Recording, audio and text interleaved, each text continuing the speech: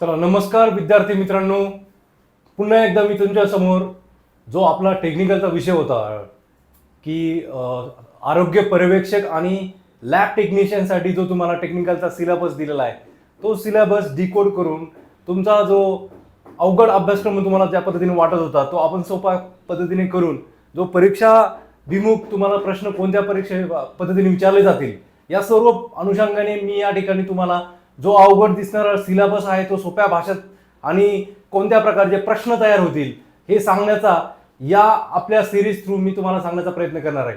त्याआधी सर्वांना एक सांगायचं आहे मला की येणाऱ्या काळात 26 तारखेपासून आपण फास्ट ट्रॅक रिव्हिजन बॅच सुरू केलेली आहे. त्या रिव्हिजन बॅचमध्ये की ज्या मुलांना जो परीक्षेचा कालावधी खूप जवळ आहे, परीक्षा तोंडावर आलेली आहे, पण पूर्ण सिलेबस कव्हर करणं पण गरजेचं आहे, त्यासाठी सर्वांसाठी एक उपयुक्त अशी रिव्हिजन फास्ट ट्रॅक बॅच आपण सुरू केलेली आहे की त्या कमी कालावधीमध्ये जास्तीत जास्त कसं तुमचा सिलेबस कव्हर होईल आणि येणारे संभाव्य जे प्रश्न असतील, कोणत्या प्रकारचे प्रश्न येतील परीक्षेच्या अनुषंगाने, तर ते आपण त्या ठिकाणी घेण्याचा प्रयत्न करणार आहोत. तरी सर्वांनी या ठिकाणी संपर्क साधून की तुम्ही लवकरात लवकर जॉईन करून घ्यावे. तर आता बघा, मागच्या 2-3 लेक्चरमध्ये आपण सिलेबस डिकोड केला. तो सिलेबस कसा पद्धतीने डिकोड केला की न्यूक्लिअर फिजिक्स असेल, तुमचा मटेरियल सायन्स असेल, थर्मोडायनेमिक्स असेल, जवळपास मी तुम्हाला मागच्या लेक्चरमध्ये सांगितलं 18 ते 22 तुमचे टॉपिक आहेत. मग प्रत्येक टॉपिकच्या वाटाला किती येतात? 2 प्रश्न येतात. 2 जास्तीत जास्त 3 विचारतील. मग आता ते प्रश्न मग किती डीपमध्ये जायचं आपण अभ्यास करताना हे सर्व आपण पाहणं गरजेचं आहे. मग त्यानुसार मी काही तुमचे टॉपिक घेतले, त्या टॉपिकवर तुम्हाला कशा प्रकारचे प्रश्न विचारतील, की जास्तीत जास्त येण्याची पॉसिबिलिटी किती आहे त्या प्रश्नाची, हे सर्व क्लिअर करण्याचा या ठिकाणी प्रयत्न केलेला आहे. तर आज आपण ते 5-6 टॉपिक घेतले. त्यानंतर बऱ्याच मुलांचे असे फोन आले, कॉल आले की त्यांनी सांगितलं की आपला जो सिलेबस तुम्ही जो आम्हाला सिलेबस दिलेला आहे त्या सिलेबसमध्ये की आम्हाला एक सोप्या पद्धतीने तुमच्या लेक्चरचा फायदा होतोय, त्यासाठी मी येणारे जेवढे टॉपिक आहे ते प्रत्येक टॉपिक कव्हर करण्याचा जास्तीत जास्त प्रयत्न करणार आहे. तर बघा, या ठिकाणी जो आपला सिलेबसमध्ये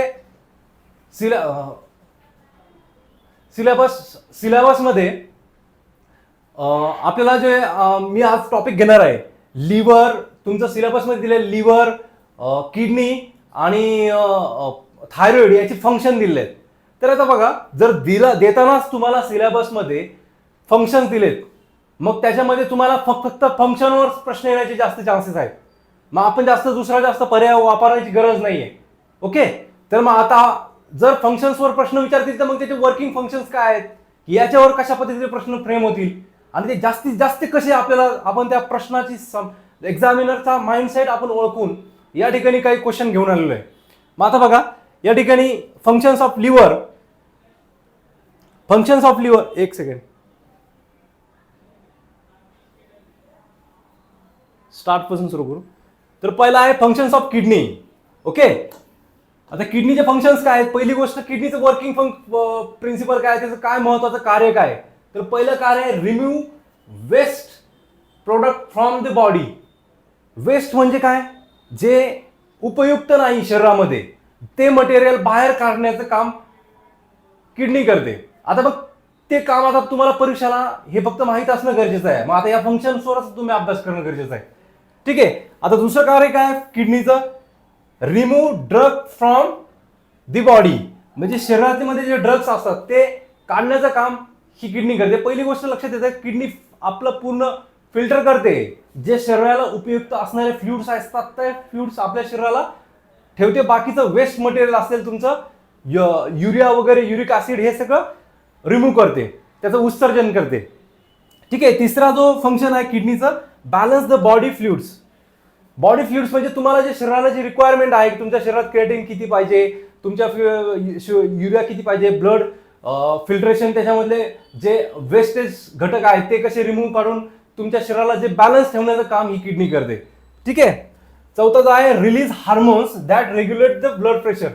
आता किडनीचं अजून एक फंक्शन आहे की किडनी तुमचं ब्लड प्रेशर मेंटेन करण्यासाठी हार्मोन सिक्रेट करते.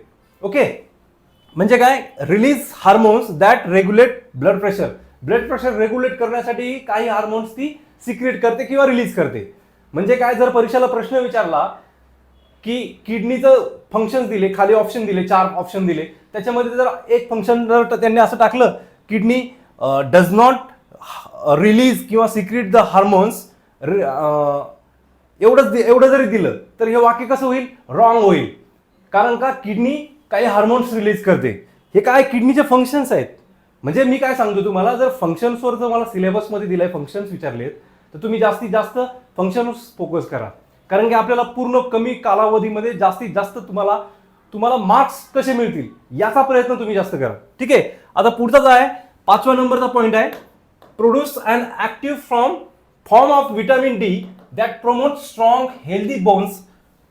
म्हणजे काय, produce an active form of vitamin D, ती काय करते, त्याचा फायदा काय होतो, प्रमोट्स काय होतं, स्ट्रॉंग अँड हेल्दी बोन्स, तुमचे हाडे मजबूत राहतात. ओके. त्याच्यानंतरचा पॉईंट आहे कंट्रोल युअर ब्लड प्रेशर. आता कंट्रोल युअर ब्लड प्रेशर ते कशामुळे होतं, तुमच्या बॉडी मधला फ्लुइड मेंटेन करते, की तुम्हाला जी गरज आहे शरीरामध्ये फ्लुइडची ज्या प्रमाणात गरज आहे ते.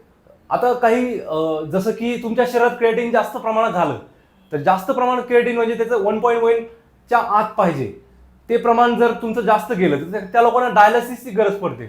डायलिसिस म्हणजे काय, की तुम्ही आर्टिफिशियली म्हणजे किडनीचं वर्किंग ज्यावेळेस स्टॉप होतं, म्हणजे किडनी तुमच्या शरीरात जास्त प्रमाणात जर तुमची किडनी खराब असेल तर त्यावेळेस तुमच्या शरीरातली बॉडी फ्लुइड्स जे आहेत ते मेंटेन राहत नाही. म्हणजे जसं की काही घटक असले, युरिया, तुमचे रक्तामधले काही घटक असतील, क्रिएटिन असेल, मग ते फिल्टर होत नाही, मग ते शरीरात वाढून जातं. मग त्यांनी काय होतं, तुमचे टॉक्सिक जे फ्लुइड्स असतात ते शरीरात वाढतात. मग तुमच्या शरीराला घातक काही हार्मफुल काही डॅमेजेस, तुमचे ऑर्गन डॅमेज होऊ शकतात. त्यासाठी मग जर किडनीचं काम बंद झालं मग त्या ठिकाणी डायलिसिस केले जाते. मग ते कृत्रिमरित्या मशिनरी वरून तुमची शरीरामधले जे फ्लुइड्स असतं ना ते त्याच्या पूर्णपणे त्याचे मेंटेन केले जाते फ्लुइड बॅलन्स. जर नॅचरली वर्किंग कोण करतं तर किडनी करते. 7 नंबरचा पॉईंट आहे मेक रेड ब्लड सेल. आणि 8 number keep your bones strong and healthy. तेच पॉईंट रिपीट झालेले आहेत. म्हणजे काय, किडनीचं मेन फंक्शन काय आहे, की तुमच्या शरीरातला जो वेस्ट आहे तो वेस्ट रिमूव्ह करणे आणि तुमच्या बॉडी फ्लुइड ही मेंटेन करणे शरीराची. हे किडनीचं मेन प्रिन्सिपल फंक्शन्स आहेत. आता बघा परीक्षेला जर आता कशा प्रकारचे प्रश्न होऊ शकतात. आता बघा सिलेबसमध्ये दिलंयच तुम्हाला फंक्शन्स काय आहेत किडनीचे, मग फंक्शन्स काय तर असा प्रश्न विचारू शकतात, what is the function of kidney. किडनीचं फंक्शन काय, पहिली गोष्ट बघा, it cleans blood by filtering it and remove waste products. आहे ना, आपण शिकलो ना, मेन फंक्शन काय आहे, की तुमच्या शरीरातलं जे वेस्ट मटेरियल आहे ते काढण्याचं कार्य कोण करते, किडनी करते. मग हे पण बरोबर आहे ना. मग सेकंड नंबरचा ऑप्शन काय, it रेग्युलेट्स minerals in the body and produce hormones.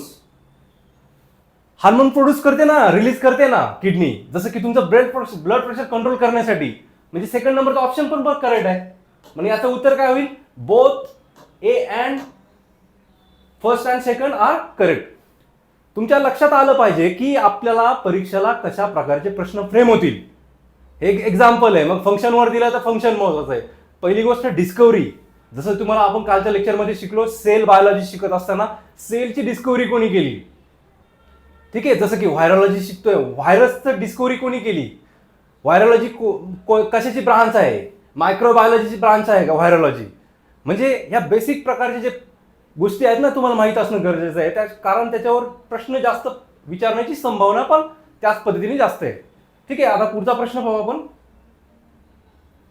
आता याचं एक्सप्लेनेशन दिलंय या ठिकाणी.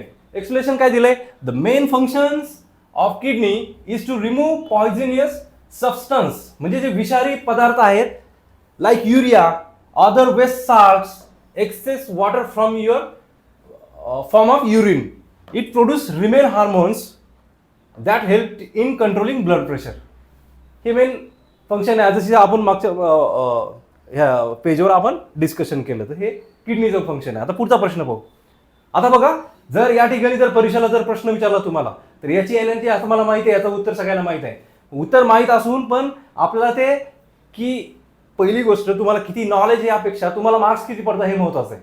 मग आपल्याला मार्क्स पडण्यासाठी प्रश्न कोणत्या पद्धतीने येणार, की किडनीवर हजारो प्रकारचे प्रश्न विचारू शकतात. मग आता हजारो प्रकारचे प्रश्न तयार करण्यासाठी तुमच्याकडे वेळ कमी आहे. मग त्या ठिकाणी मी तुम्हाला सांगतो सगळ्यात इम्पॉर्टंट जो प्रश्न आहे ना किडनीवर जर विचारला ते फंक्शन. आता बघा तुम्ही हा फंक्शनवर प्रश्न नाही पण येण्याचे जास्तीत जास्त प्रमाण या प्रश्नाची मला शक्यता जास्त वाटते. तर किडनीचा शेप विचारू शकतात. What is the shape of kidney. किडनीचा शेप कसा आहे. किडनीचा शेप कसा आहे. It is an oval shape organ. It is bean shape organ.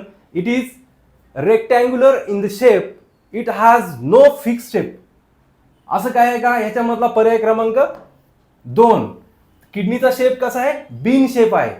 हा प्रश्न विचारण्याचे एकदम बेसिक प्रकारचा प्रश्न आहे पण येण्याचे चान्सेस खूप जास्त प्रमाणात आहे. Okay. The kidney has shape organ towards the back of our body just about the waste. त्याचं कुठे सिच्युएट झाली किंवा तुमची ती लोकेट कुठे झाली शरीरात या ठिकाणी हे दिले आपल्या कमरेच्या वरती. असा प्रकारचा प्रश्न विचारणार नाही. The removal of waste from our body is due to process of. Is due to process of. हा पण एक बेसिक प्रकारचा प्रश्न आहे बघा. आता बघा म्हणजे removal of waste from our body is due to process of. कशा प्रकारची प्रोसेस आहे की आपल्या शरीरामध्ये जो वेस्ट घटक आहे तो बाहेर काढला जातो. आता मध्ये पर्याय क्रमांक याचं एक उत्तर आहे एक्सक्रिशन म्हणजे काय उत्सर्जन तुमचं. ओके. खाली रेस्पिरेशन श्वासोश्वास डबल सर्क्युलेशन ह्या प्रकारचा प्रश्न हे ऑप्शन नाही. याचं उत्तर आहे 2. पर्याय क्रमांक 2 हा बेसिक प्रकारचा प्रश्न आहे. ओके. पुढचा प्रश्न पाहू आपण. Due to excretion waste is removed from our body with the help of organs. Kidney excrete urea and lungs carbon dioxide. हे काय करते. किडनी वेस्ट मटेरियल फिल्टर करण्याचं किंवा रिमूव्ह करण्याचं काम करते. ओके.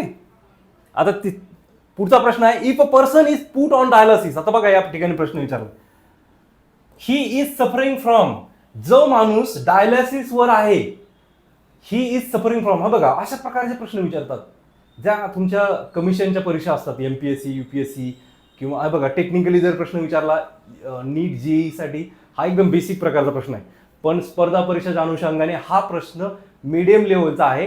कारण का मुलांना फक्त एवढाच अभ्यास नव्हतो तो खूप वास्ट अभ्यास असतो. ज्यांना लँग्वेजची स्टडी करायची असती जीएसटी करायची असती जनरल स्टडीजची त्यांना इतिहास भूगोल पॉलिटी इकॉनॉमिक्स या सर्व गोष्टीची माहिती असणे गरजेचे असते. म्हणून डीप नॉलेज जर असतं नीटसाठी तर तो तशा प्रकारचे प्रश्न पण मी तुम्हाला दिले असते. म्हणजे अवघड प्रश्न देऊन तुम्हाला कन्फ्यूज करायचा प्रयत्न करता आला असतं की असे अवघड येतील घाबरवलं असतं पण तसे प्रश्न विचारणार नाही.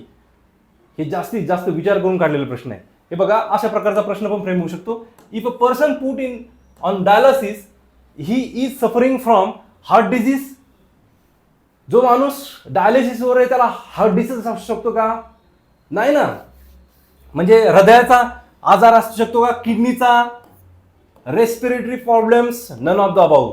म्हणजे हृदयाचा किडनीचा आणि श्वासोच्छ्वासाचा जो प्रॉब्लेम असेल यापैकी खालीलपैकी कोणता असेल तर त्यांना किडनीचा ज्यांना आजार असेल ते लोक डायलिसिसवर असतात. मी तुम्हाला सांगतो ना ज्या लोकांची किडनी काम करत नाही मग काम करत नसेल तर ते शरीरातली बॉडी फ्लुइड्स असतात ते मेंटेन होऊ शकत नाही.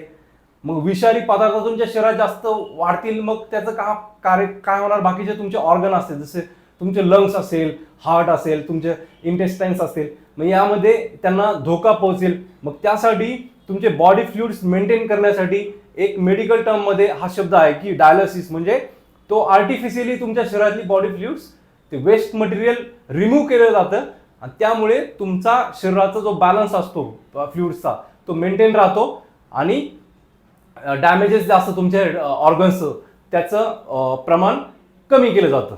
म्हणून ती प्रोसेस आहे dialysis. Okay. The procedure use for cleaning the blood of a person by separating waste substance urea from its it is called dialysis. तेच मी तुम्हाला जे सांगितले ते. ठीक आहे. आता पुढचा प्रश्न बघा किडनीचा. What are the symptoms of suffering from kidney disease. ज्या लोकांना किडनीचा आजार असतो त्या लोकांमध्ये काय लक्षणं काय असतात हे या ठिकाणी दिलेलं आहे. मग बघा त्या लोकांमध्ये blood pressure high blood pressure म्हणजे बघा आपण बघितलं होतं किडनी काही रिलीज करते किडनी काही हार्मोन्स रिलीज करते ते रिलीज केल्यामुळे शरीरातलं ब्लड प्रेशर मेंटेन राहतं. मी तुम्हाला मागच्या 2-3 स्लाइड पूर्वी सांगितलं होतं. म्हणजे काय होतं, तुमचं ब्लड प्रेशर मेंटेन करण्यासाठी किडनी काही हार्मोन सिक्रेट करते. मग बघा, जर किडनीचा जर तुम्हाला आजार असेल तर ब्लड प्रेशरचा प्रॉब्लेम नक्कीच येणार. म्हणून काय, हाय ब्लड प्रेशर ही जर तो त्याला किडनीचा आजार असेल तर ते हे पण लक्षणं ब्लड प्रेशरचं असणारच. म्हणून हाय ब्लड प्रेशर सुद्धा किडनी डिजीज वाल्या लोकांना हा एक आजार असू शकतो. दुसरा आहे रेस्पिरेशन प्रॉब्लेम. मी तुम्हाला सांगितलं ना की किडनी जर तुमच्या लंग्सवर इफेक्ट करते, तुमच्या शरीरातलं बॉडी फ्लुइड जर मेंटेन नाही झालं तर मग तुमचे ऑर्गन डॅमेज होतात. ऑर्गनमध्ये मी तुम्हाला सांगितलं लंग्स पण असतो. लंग्स तुमच्या रेस्पिरेशन सिस्टीमसाठी पण महत्वाचा आहे की तुमचे बाकीचे ऑर्गन झाल्यानंतर तुमची जे श्वासोच्छ्वास असतो याच्यामध्ये सुद्धा परिणाम होतो. म्हणून दुसरा जो ऑप्शन आहे तो पण बरोबर आहे. तिसरा आहे swelling on face and leg. Generally विचारतात डॉक्टर की तुम्ही काही किडनी प्रॉब्लेमवाले लोकांशी संपर्क आला असेल, त्यांनी पाहिलं त्यांचे पाय आणि चेहरा सुजलेला असतो. हा एक लक्षण असतो किडनीच्या, ज्या लोकांना किडनीचा आजार असेल त्यांची किडनी खराब आहे. म्हणून याचं उत्तर काय येईल, पर्याय क्रमांक 4, ऑल ऑफ दी अबाव, वरीलपैकी सर्व, हे याचं उत्तर आहे. ठीक आहे. आता पुढचा जो प्रश्न आहे हा बघा, याचं एक्सप्लेनेशन पण या ठिकाणी दिलेलं आहे. हे बघा, at early stage kidney disease has no signs. जे सुरुवातीच्या काळात किडनी डिजीजचे काही साईन असतं, म्हणजे चिन्ह दिसत नाही.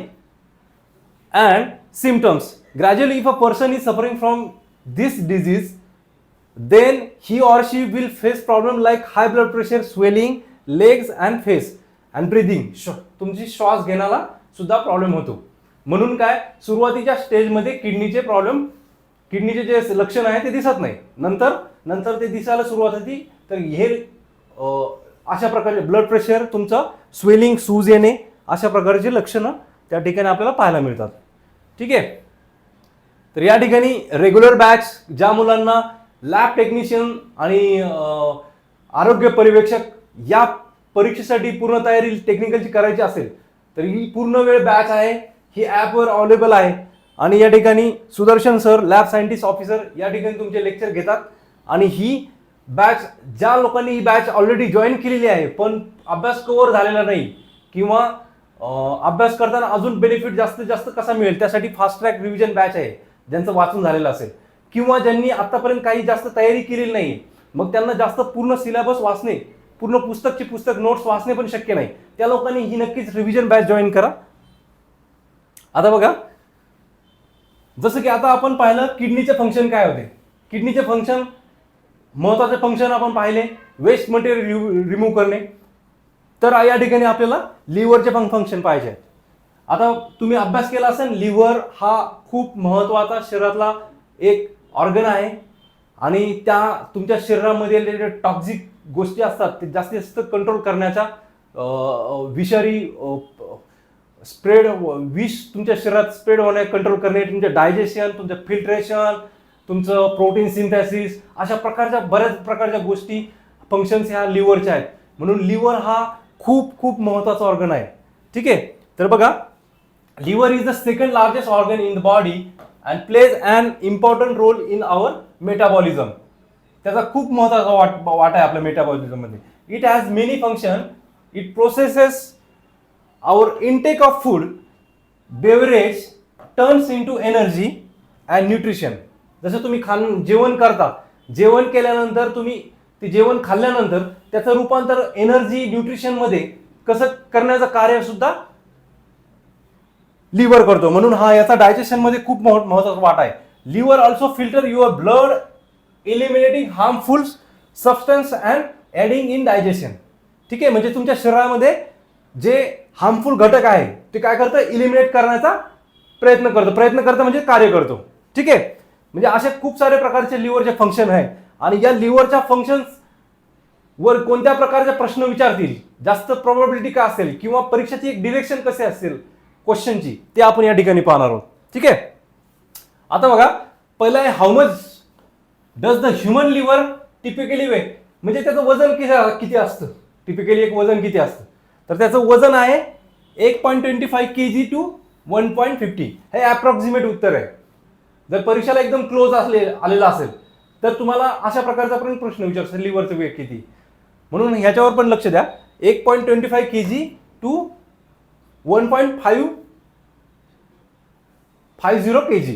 ठीक आहे, हे लिव्हरचं जनरली वजन असतं. पुढचं काय, what are the functions of the human liver. आता ह्युमन लिव्हरचे फंक्शन्स काय, जसं आपण पाहिलं किडनी लिव्हरचे काय फंक्शन्स आहेत, तर या ठिकाणी लिव्हरचे पण फंक्शन पाहणं गरजेचं आहे. तर पहिलं फंक्शन आहे बाईल प्रोडक्शन. तुम्ही एक गोष्ट पाहिली असेल, वाचली असेल, तो शरीरात पित्तरस स्रवतो. म्हणजे काय होतं की सगळ्यात महत्त्वाचं तुमच्या शरीराची जी डायजेशन, तुमच्या शरीरातली प्रोटीन सिंथेसिस, या पूर्ण प्रक्रिया पुढं डायजेशन कंप्लीट करण्यासाठी जे जे घटक, जो सगळ्यात महत्त्वाचा घटक आहे तो आहे लिव्हर. मग लिव्हरमध्ये सगळ्यात महत्त्वाचं फंक्शन जे आहे बाईल प्रोडक्शन.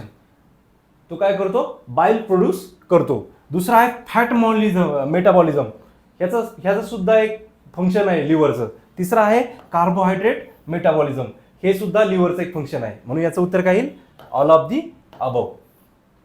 ठीक आहे. आता बघा, which organ is responsible for the production of albumin and vital protein in blood Serum.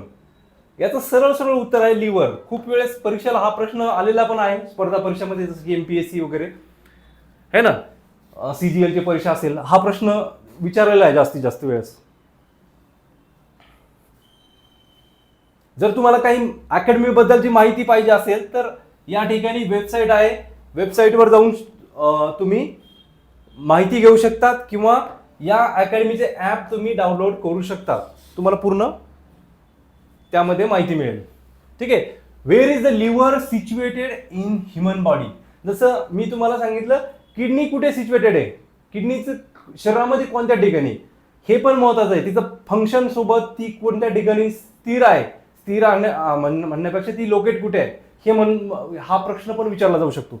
मग काय, next to the pancreas, next to the heart, next to the kidney, about the abdominal cavity.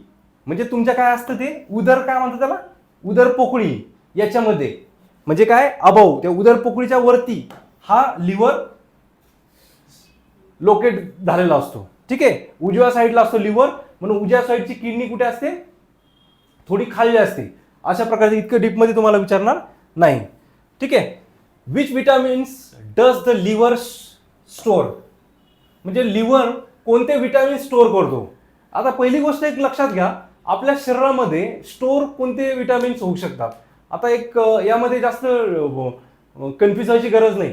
दोन प्रकारचे vitamins असतात. एक fat soluble vitamins असतात, fat soluble म्हणजे जे मेदामध्ये काय म्हणतात, सोल्युबल म्हणजे विरघळतात, आणि दुसरे असे वॉटर सोल्युबल.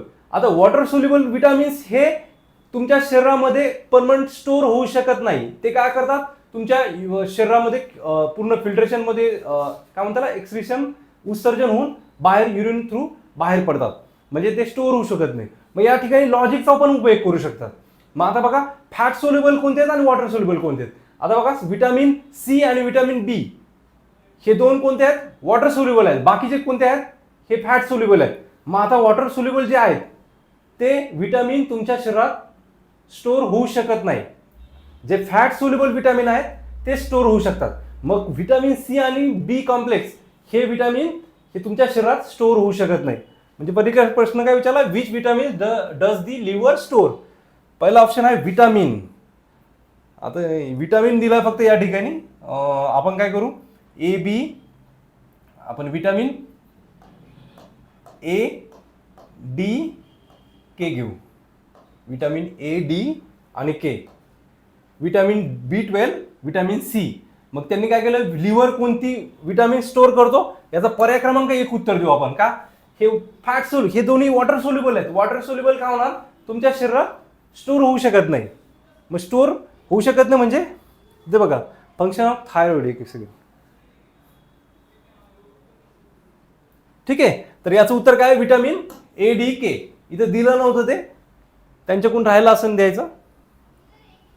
ठीक आहे. आता बघा, आपण तुमच्या सिलेबसमध्ये दिलाय जसं की functions of liver, functions of kidney आणि फंक्शन ऑफ थायरॉइड. थायरॉइडचे फंक्शन्स या ठिकाणी तुम्हाला दिलेत. मग थायरॉइड काय आहे, थायरॉइड तुमची एंडोक्राइन ग्लँड आहे. एंडोक्राइन ग्लँड म्हणजे काय, ती अंतःस्रावी ग्रंथी आहे. म्हणजे ती डायरेक्ट रक्तामध्ये ती सिक्रेट करते हार्मोन्स किंवा स्टिम्युलेट करते हार्मोन्सला. म्हणजे ज्या ग्लँड्स तुमच्या शरीरामध्ये हार्मोन सिक्रीट करतात किंवा स्टिम्युलेट करतात, स्टिम्युलेट म्हणजे त्यांना रेग्युलेट करतात, कंट्रोल करतात, त्या कोणत्या झाल्या? एंडोक्राइन ग्लँड झाले. जशी तुमची पॅन्क्रिया आहे, पॅन्क्रिया एंडोक्राइन पण आहे, एक्झोक्राइन पण आहे, दोन्ही वर्किंग करते. तशी ही थायरॉइड ही एंडोक्राइन ग्लँड आहे. The function of endocrine gland, the thyroid is one of the largest endocrine gland located in lower front of neck. ही लोअर फ्रंट ऑफ नेकच्या खाली तुमची ही थायरॉइड ग्लँड लोकेट झालेली असते. ठीक आहे. It is responsible making hormones that are secreted into blood and disperse to every tissue in the body. ही काय करते? ही ग्लँड काय करते? ती हार्मोन सिक्रेट करते आणि ती सिक्रेट झाल्यानंतर पूर्ण डिस्पर्ट होते पूर्ण तुमच्या बॉडीच्या प्रत्येक घटकापर्यंत. Okay. It controls the body metabolic rate as well as heart, digestive functions, muscle control, brain development and bone support. बघा ही थायरॉइड ग्लँड किती महत्वाची. ह्या सर्व गोष्टी आहे ना, हिचे फंक्शन्स आहेत. Metabolic rate as well at heart and digestive functions, यामध्ये पण थायरॉइड ग्लँड खूप महत्वाची. मसल्स कंट्रोल, हे तुमचे मसल्स आहेत ना, हे मसल कंट्रोल करण्याचं काम सुद्धा ही थायरॉइड ग्लँड करते. ब्रेन डेव्हलपमेंट, तुमच्या मेंदूचा विकास आणि बोन सपोर्ट यासाठी पण थायरॉइड ग्लँड ही खूप महत्वाची आहे. आणि याच्यासोबत तुमचं काय माहिती का? बॉडी मास इंडेक्स, तुमच्या शरीराची रचना व्यवस्थित राहण्यासाठी थायरॉइड ग्लँड इथं खूप महत्वाची आहे. म्हणून काय? थायरॉइड ग्लँड ही तुमच्या बॉडीचं टेम्परेचर सुद्धा मेंटेन करण्याचं काम करते. म्हणून थायरॉइड ग्लँडचे खूप महत्वाचे वर्किंग आहे आपल्या शरीरासाठी. Hormonal output from the thyroid is regulated by thyroid stimulating hormone TCH. आता हे बघा, हे TCH काय आहे? Thyroid stimulating hormones. हा TCH कसा प्रोड्यूस होतो? आता मी तुम्हाला एक त्या ठिकाणी गोष्ट सांगतो, गोष्ट म्हणण्यापेक्षा कन्सेप्ट सांगतो त्याचं. तुमच्या शरीरातली सगळ्यात महत्वाची एक ग्लँड आहे पिट्युटरी ग्लँड. पिट्युटरी ग्लँड ती मास्टर ग्लँड आहे. तिला कंट्रोल कोण करतं? हायपोथॅलेमस. हायपोथॅलेमस तुमच्या पिट्युटरी ग्लँडला स्टिम्युलेट करतो. आता TSH ही पिट्युटरी ग्लँड सिक्रेट करते आणि ही TSH काय करते? ही TSH थायरॉइड स्टिम्युलेटिंग हार्मोन्स हे थायरॉइडला कंट्रोल करतो. मग थायरॉइडला ऑर्डर देतो थायरॉइड ग्लँडला की कुठल्या प्रकारे कधी तुमच्या शरीराला रिक्वायरमेंट असेल त्यानुसार ती हार्मोन सिक्रेट करायची ऑर्डर करते. म्हणून TSH हे थायरॉइडला रेग्युलेट करतो. पण हे TSH काय आहे? ही कोणती आहे? पिट्युटरी ग्लँडची. पिट्युटरीमध्ये काय? ॲडिनो हायपोफायसिस. आणि दुसरी कोणती आहे? एवढं डीपमध्ये तुम्हाला जायची गरज नाही, त्यासाठी एवढं डीपमध्ये जाऊ नका. म्हणजे TSH काय आहे? TSH काय आहे? Hormonal output from the thyroid is regulated by thyroid stimulating hormones, म्हणजे त्याला म्हणतात TSH. ठीक आहे. एवढं कन्फ्युज होऊ नका, एवढं डीपमध्ये विचारणार. नीटचा अभ्यास करत नाही तुम्ही, स्पर्धा परीक्षेचा अभ्यास करताय. ठीक आहे. The thyroid gland is a vital hormone gland. It play a major role in the metabolism, growth, development and of the human body. शरीराची वाढ करण्यासाठी, मेटाबॉलिझम कंट्रोल करण्यासाठी यासाठी थायरॉइड ग्लँड त्याचं मेन वर्किंग प्रिन्सिपल आहे किंवा ते फंक्शन आहे. It helps regulate many body functions by constantly releasing a steady amount of thyroid hormones into the blood stream. हे सुद्धा थायरॉइडचं फंक्शन आहे. आता बघा, मी तुम्हाला काय फंक्शन सांगितलं. थायरॉइड म्हणजे काय, ही काय काय काम करते. तर थायरॉइड ग्लँड तुमच्या शरीरातलं बॉडी टेम्परेचर, तुमची ग्रोथ, ब्रेन डेव्हलपमेंट, अशा बऱ्याच गोष्टी त्याचं फंक्शन आहे. मग आता याच्यावर प्रश्न काय विचारले जातील ते पण महत्वाचं आहे. मग आपण त्याच्या संदर्भात काही प्रश्न घेऊन आलेलो आहे. आता बघा, what are the two main hormone secreted by thyroid gland. याच्यामध्ये जर सगळ्यात IMP असेल ना, याचा स्क्रीनशॉट काढून घ्या. जर तुम्हाला थायरॉइड जर प्रश्न विचारला तर ह्याच्यावर येण्याचे माझ्या मते 99.99% चान्सेस आहेत. याच्यामध्ये what are the two main hormones secreted by thyroid gland, तर याचं उत्तर आहे TSH. TSH आपण आत्ता घेतला, थायरॉइड स्टिम्युलेटिंग हार्मोन्स. मग TSH कोण रिलीज करतो? ती पिट्युटरी ग्लँड करते. ठीक आहे. म्हणून याचं उत्तर काय आहे? T3 आणि T4, म्हणजे 1 and 2, बोथ 1 and 2, T3 आणि T4 are the two main hormone secreted by thyroid gland. याचं उत्तर आहे. परीक्षेला याचा स्क्रीनशॉट काढून टाकायचा, प्रश्न विचारण्याची शक्यता खूप जास्त प्रमाणात आहे. तर तू 2 प्रकारचे हार्मोन सिक्रेट करते थायरॉइड ग्लँड. कोणती? T3 आणि T4. आणि TSH TSH तुमच्या परीक्षेला नाही येत. TSH मध्ये थायरॉइड स्टिम्युलेटिंग हार्मोन्स ही पिट्युटरी ग्लँड सिक्रेट करते. जो ॲडिनो हायपोफायसिस पोर्शन आहे ना पिट्युटरी ग्लँडचा, 2 पोर्शन आहे, तर त्यामधला ॲडिनो हायपोफायसिस हे TSH सिक्रेट करते.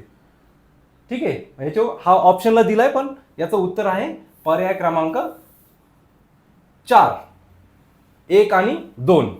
इथं खाली तेच दिलं असेल. The thyroid gland uses iodine from the food to make 2 main hormones, T3 आणि T4. ओके,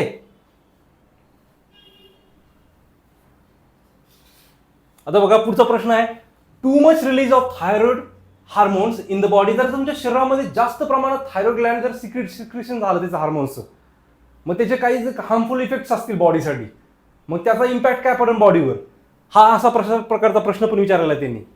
तर त्याचं उत्तर आहे, हे बघा,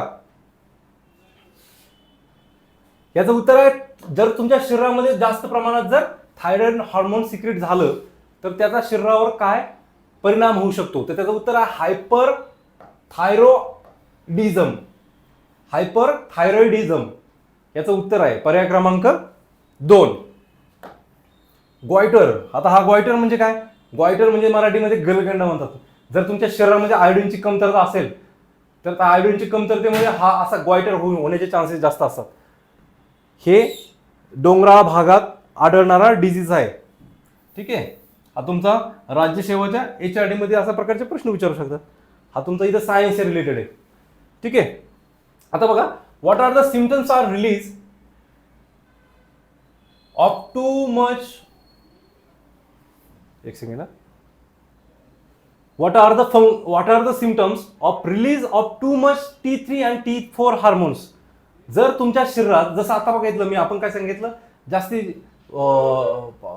मागच्या क्वेश्चन मध्ये, की आता ह्या क्वेश्चन मध्ये काय आहे, तुमच्या T3 आणि T4 हार्मोन्स जास्त सिक्रेशन झालं किंवा जास्त रिलीज झाला, मग त्याचे काय लक्षणं असतात.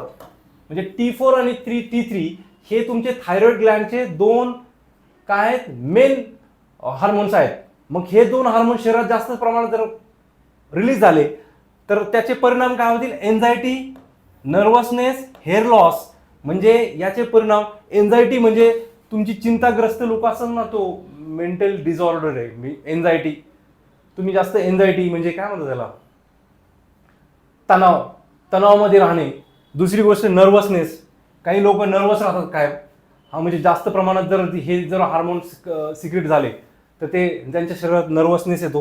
हेअर लॉस, केस गळती. जर शरीरात जर T3, T4चं प्रमाण जर जास्त प्रमाणात झालं तर केस गळती पण हा एक प्रकार आहे. म्हणून केस गळतीसाठी खूप साऱ्या गोष्टी आहेत. आज बाजारात बऱ्याच प्रकारचे ऑइल्स येतात.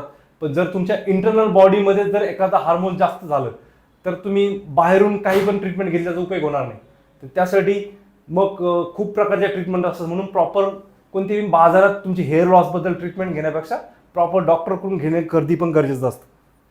ठीक आहे, symptoms of too much T3 and T4 in a body causes anxiety, irritability, moodiness, nervousness, hyper activity, sweating, sensitivity to high temperature, hand trembling, shaking, hair loss, miss or light, MC periods. या सर्व गोष्टी, ह्या सर्व तुमच्या याचे परिणाम आहेत T3 आणि T4चे. ठीक आहे, what are the functions of thyroid glands in our body. पहिली गोष्ट लक्षात घ्या, control metabolism, maintain internal homeostasis. हे बघा, होमिओस्टॅटिस म्हणजे तुमच्या शरीरातलं टेम्परेचर स्थिर राहणे, कुठली गोष्ट शरीरातली बॅलन्स राहणं, हा एक फंक्शन आहे. तर control breathing and heart rate, तुमच्या शरीरातली ब्रीदिंग, हार्ट रेट हे कंट्रोल होण्यासाठी काही लोकांच्या जर हे हार्मोन्स जर इम्बॅलन्स झालं शरीरामध्ये, थायरॉइड हार्मोन्स, तर तुमची कधी कधी काही लोकांना पाल्पिटेशन किंवा हार्टबीट जास्त हाय होणे अशा प्रकारचे सिम्पटम्स तुम्हाला पाहायला मिळतात. ठीक आहे, म्हणून याचं उत्तर आहे ऑल ऑफ दी अबव. ठीक आहे, आता बघा एक्सप्लेनेशन काय, it helps controlling our body metabolism, it secretes hormones which maintains our internal homeostasis, it controls our breathing and heart rate, our weight also monitored by thyroid gland. शरीराचं जर वजन आहे ना ते सुद्धा कंट्रोल कोण करतं, मॉनिटर करतं, करायचं काम हे थायरॉइड ग्लॅन्ड करते. Even internal temperature, cholesterol level are also turn up with the help of hormones release by thyroid gland. म्हणजे काय, तुमच्या शरीरामध्ये कोलेस्ट्रॉल लेवल ही रेग्युलेट करण्याचं काम सुद्धा इंटरनल टेम्परेचर, कोलेस्ट्रॉल. ते कोलेस्ट्रॉलमध्ये तुम्ही ऐकलं असेल bad cholesterol, good cholesterol. Bad cholesterol कोणत्या आहेत, हाय HDL आणि LDL. ती HDL काय आहे, तुमची गुड कोलेस्ट्रॉल आहे, आणि LDL काय आहे, बॅड कोलेस्ट्रॉल आहे. मग गुड कोलेस्ट्रॉलचा उपयोग काय, तुमच्या दोन्हीचं मेंटेन राहणं, पण बॅड कोलेस्ट्रॉल जास्त वाढणं पण चांगलं नाही आहे. त्याने ब्लॉकेज तयार होतात, मग स्ट्रोक येण्याचे जास्त चान्सेस असतात. म्हणजे ह्या सर्व गोष्टीला जबाबदार थायरॉइड ग्लॅन्ड खूप महत्त्वाची आहे. मग ती काय करते, रेग्युलेट करते. म्हणजे तुमच्या शरीरातले कोलेस्ट्रॉल लेवल म्हणजे बॅड कोलेस्ट्रॉल कंट्रोल करायचं काम या ठिकाणी थायरॉइड ग्लॅन्ड सुद्धा करते. ओके, आता पुढचा प्रश्न आहे, which gland mainly control regulates the actual thyroid activity. आता बघा या ठिकाणी खूप भारी प्रश्न विचारला आहे. म्हणजे तुमची मेनली कंट्रोल रेग्युलेट्स थायरॉइड ॲक्टिव्हिटी. एक सेकंड.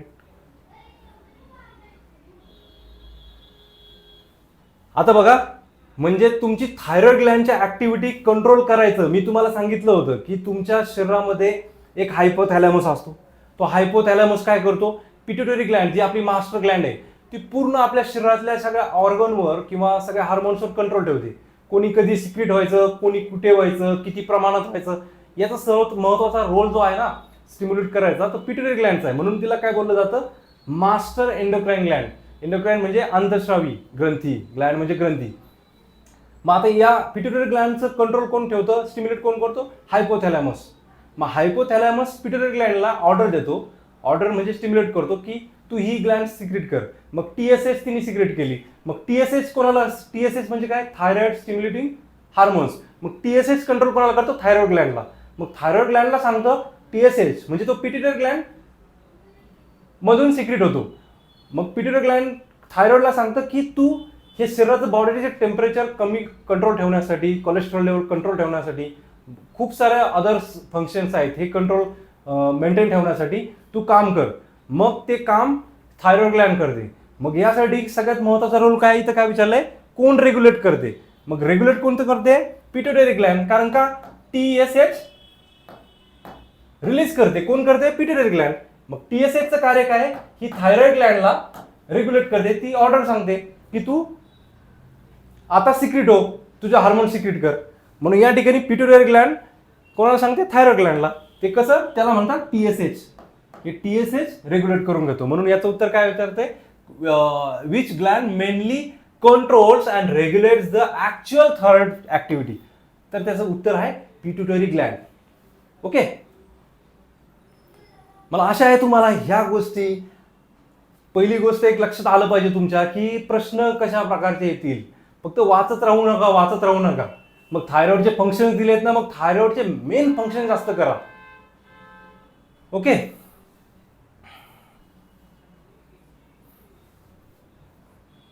आता पुढचा जो पोर्शन आहे, पुढचा जो टॉपिक आहे व्हायरोलॉजी. तुमच्या सिलेबसमध्ये व्हायरोलॉजी दिलेला आहे. मग तो व्हायरोलॉजी तुम्हाला त्या कशा प्रकारचे प्रश्न विचारले जातील हे पण या ठिकाणी मी घेऊन आलेलो आहे.